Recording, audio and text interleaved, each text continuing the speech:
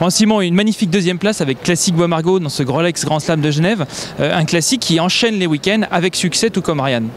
Oui, Classic a une saison remarquable, tout comme Ryan et moi-même. Donc voilà, c'est que du bonheur, beaucoup de joie, des moments intenses. Et voilà, il faut profiter de ces instants qui sont tellement difficiles à obtenir. Et voilà, aujourd'hui, j'ai une régularité fantastique avec mes chevaux. On va vraiment essayer de manager tout ça pour continuer dans le même état d'esprit et puis faire le maximum.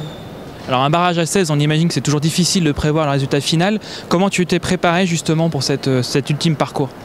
Un barrage à chèvre, c'est vrai que c'est jamais confortable. On était déjà 16 à Paris la semaine dernière. J'ai eu 2 fois un peu la chance de passer en fin d'épreuve, que ce soit ici ou à Paris. Donc ça m'a donné quand même quelques indications. Et puis voilà, j'ai fait le maximum à chaque fois. Et puis ça s'est déroulé de la meilleure des façons qui soit.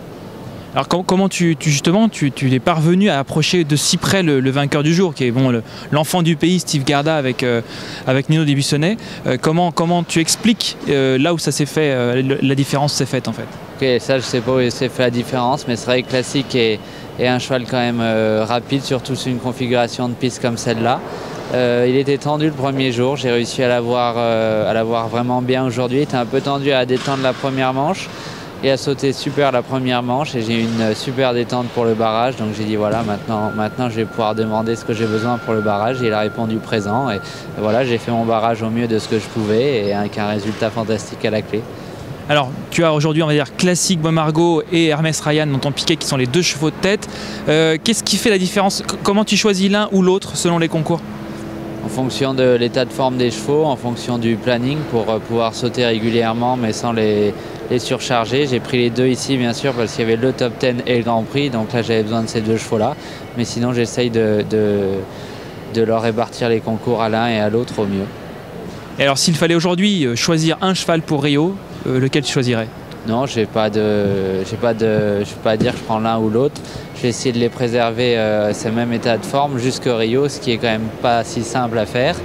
Et puis voilà, on verra si j'ai pas d'imprévu en cours de route ou de blessures inattendues ou quoi que ce soit. Et puis au dernier moment, on prendra celui qui sera le plus en forme. Alors justement, une dernière question, le planning des prochains week-ends, là tu as quand même enchaîné les gros concours. Est-ce que tu vas faire un break? Alors pas spécialement, les chevaux à un moment vont en faire un, mais Classic a été un peu tranquille après Doha jusqu'ici, donc il va ressauter à Malines. Ryan lui ressautera l'année prochaine. Et puis sinon c'est surtout Chezal, je dirais qu'il va enclencher un peu le pas, qu'il va en profiter pour prendre de l'expérience. Il est moins compétitif encore que les 2 autres au même niveau, mais il le fait de très bonne façon et voilà, il va apprendre et il a besoin de faire ce niveau pour s'aguerrir. Simon, encore bravo et merci, à bientôt. Merci.